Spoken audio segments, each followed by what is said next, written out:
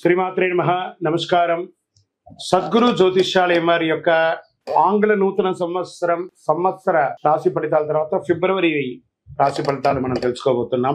జాతకం అనగానే అందరికీ ఒక క్యూరియాసిటీ, ఈ నెల నాకు ఎలా ఉంటుంది, వ్యాపారం ఎలా ఉంటుంది, ఉద్యోగం ఎలా ఉంటుంది, ఆరోగ్యం ఎలా ఉంటుంది, అసలు నా పరిస్థితి ఎలా ఉంటుంది, అసలు జాతకాన్ని నేను ఎంతవరకు నమ్మొచ్చు, జాతకంలో విశేషాలు ఏంటి అంటే ఇక్కడ వచ్చి గోచార గ్రహస్థితుల్ని దృష్టిలో పెట్టుకొని అన్ని వర్గాల వారిని లెక్క వేసి, ఇది వచ్చి ఒక ప్రామాణికం అన్నమాట. ఈ లెక్క వేసి ఏ గ్రహాలు ఎలా ఎలా ఉన్నాయి, వారి యొక్క ఫలితాలు ఎలా ఉంటాయి అనే దాన్ని లెక్క వేసి చెప్పడమే ఈ యొక్క రాశి ఫలితాలు. మీ యొక్క వ్యక్తిగత జాతకానికి ఇది ఒక 40% మాత్రమే వర్తిస్తుంది. మీ సంపూర్ణ జాతకం తెలుసుకోవాలి అని అనుకుంటే మీ పరిసర ప్రాంతాల్లో ఉన్నటువంటి జ్యోతిష్ శాస్త్ర నిపుణుల్ని మీ యొక్క date of birth, time of birth, place of birth ఇచ్చి తెలుసుకోండి. మళ్ళీ చెప్తున్నాను, జ్యోతిష్యం జాతకం అనేది పడుతున్న వర్షానికి ఒక గొడుగు మాత్రమే, కానీ జ్యోతిష్యం జీవితం కాదు. మీరు మిమ్మల్ని నమ్మండి, జ్యోతిష్యం ఆ దారిలో మీకు సపోర్ట్ చేస్తుంది. ఎవరైనా అడగాలనుకుంటున్నారు లేదా మా ద్వారానే అడగాలనుకుంటున్నారా? 21 వయసు లోపు ఉన్న వాళ్ళు అడగకూడదు, చదువుకోవాలి విద్యార్థులు. 60 వయసు దాటిన తర్వాత మీరు అన్ని అనుభవించేశారండి, అన్ని తెలుసు మీకు.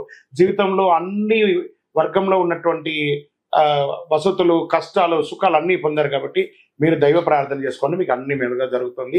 ఎవరైనా జ్యోతిష్యం తెలుసుకోవాలనుకుంటే వ్యాపారం, ఉద్యోగం, వివాహం, సంతానం, ఆరోగ్యం గురించి ఏమైనా తెలుసుకోవాలనుకుంటే అడగండి. విజయవస్తు. జ్యోతిష్ శాస్త్రరీత్యా ద్వాదశ రాశుల్లో 12వ రాశి అయినటువంటి మీనరాశి మిత్రులారా, మీరు పూర్వాభాద్ర నక్షత్రం 4వ పాదం, ఉత్తరాభాద్ర నక్షత్రం 1, 2, 3, 4 పాదములు, రేవతి నక్షత్రం 1, 2, 3, 4 పాదాలకు సంబంధించిన మీరు మీనరాశి వారిగా పరిగణించబడుతున్నారు. ఈ నెల మీకు ఎలా ఉంది, శుభాశుభపడతాలంటే ఆరోగ్యం పట్ల శ్రద్ధ వహించండి. శస్త్రచికిత్స జరిగే అవకాశాలు ఉన్నాయి. వాహనం నడిపేటప్పుడు జాగ్రత్త. శని ఉచ్చ స్థితిలో ఉన్నాడు, 7.5 శనిలో. ఈ నెల హెచ్చు తగ్గులు చాలా డిఫరెన్స్గా ఉంటుంది. మీనరాశి వారికి ఈ నెల కాస్త గడ్డు కాలం అని చెప్పచ్చు. ఇది భయపెట్టడానికో లేదా ఇంకోటి కాదు, మిమ్మల్ని ధైర్యపరచడానికి చెప్తున్నాం. బృహస్పతి 3వ ఇంట్లో ఉన్నాడు. శుభవార్త ఏమంటే బృహస్పతి నెల 7వ ఇంటిని కూడా అతనే చూస్తున్నాడు. వృత్తిపరంగా, ఆరోగ్యపరంగా కొంచెం మిశ్రమంగా ఉందని కూడా చెప్పచ్చు. సూర్యుడు 12వ ఇంట్లో ఉన్నాడు. బుధుడు సూర్యునితో పాటు కుంభరాశిలో ప్రవేశిస్తున్నాడు. కుజుడు ఈ నెల మొత్తం 4వ ఇంట్లో, శుక్రుడు రాహుతో కూర్చున్నాడు. చక్కగా శనిగ్రహం ఈ యొక్క 12వ ఇంట్లో కూర్చున్నాడు. సమాజంలో గౌరవం పెరుగుతుంది. ప్రభుత్వం ఆశించే లాభాలు వస్తాయి. పితృ సంబంధాల వల్ల లాభాలు వస్తాయి. ధన ప్రవాహం ఉంటుంది. కుటుంబంలో సంతోష వాతావరణం పెరుగుతుంది. భార్యాభర్తల మధ్య అన్యోన్యత పెరుగుతుంది. బంధుమిత్రుల సందర్శనం సంతోషంగా ఉంటుంది. మీ ఆరోగ్యం సమీకృతం అవుతుంది. కొందరికి ఇల్లు, భూమి కొనుగోలు చేసే అవకాశం మాస ద్వితీయంలో ఉంటుంది. నూతన ప్రయత్నాలు విజయం చెప్పచ్చు. శత్రువుల యొక్క వేధింపు తగ్గుతుంది. భార్య లేదా కుమార్తె వంటి మహిళల ద్వారా మీ ప్రయత్నాలు అద్భుతంగా సహకరిస్తారు. ఈ నెల ఖరీదైనటువంటి నగలు, వస్తువులు కాస్త మిస్ప్రాపర్ అయ్యే అవకాశాలు ఉన్నాయి. దొంగతనాలు కూడా అవకాశాలు ఉన్నాయి, లేదా ఎక్కడైనా దారిపోయే అవకాశాలు ఉన్నాయి. జాగ్రత్త. శారీరక ఆరోగ్యం మెరుగవుతుంది. శస్త్రచికిత్స అయ్యే అవకాశం 100కు 1000% ఉంది. జాగ్రత్త పడండి. వాహనం నడిపేటప్పుడు మళ్ళీ చెప్తున్నాను, దూర ప్రయాణాలు అవాయిడ్ చేయండి. తల్లిదండ్రులతో ఏర్పడిన విభేదాలు పరిష్కరించుకోండి. ఉద్యోగులకి, సహ ఉద్యోగుల నుంచి ప్రెషర్ ఉంటుంది. పదోన్నతులు వాయిదా పడే అవకాశాలు కనబడుతున్నాయి. వ్యాపారంలో పురోగతికి చాలా కష్టపడాలి. అమ్మకాలు, లాభాలను ఆశించినంత గొప్పగా ఉండకపోవచ్చు. జాగ్రత్త. ప్రభుత్వం నుంచి మీరు ఎక్స్పెక్ట్ చేసినటువంటి సర్టిఫికేషన్స్ కానీ, పర్మిషన్స్ కానీ కాస్త జాప్యం అయ్యే అవకాశాలు ఉన్నాయి. కుటుంబాన్ని నిర్వర్తించే మహిళలు లేదా ఉద్యోగం చేస్తున్నటువంటి మహిళలకి ఇది ఒక ప్రెషర్ మంత్గా చెప్పచ్చు. బంధువుల మధ్య గౌరవం పెరుగుతుంది. రాజకీయ నాయకులకి ఇది గడ్డు కాలమని చెప్పచ్చు. తస్మాత్ జాగ్రత్త. షేర్ మార్కెట్ నష్టాల్లో వెళ్ళే అవకాశాలు కనబడుతున్నాయి. జాగ్రత్త. దూరంగా ఉండండి, వాచ్ చేయండి.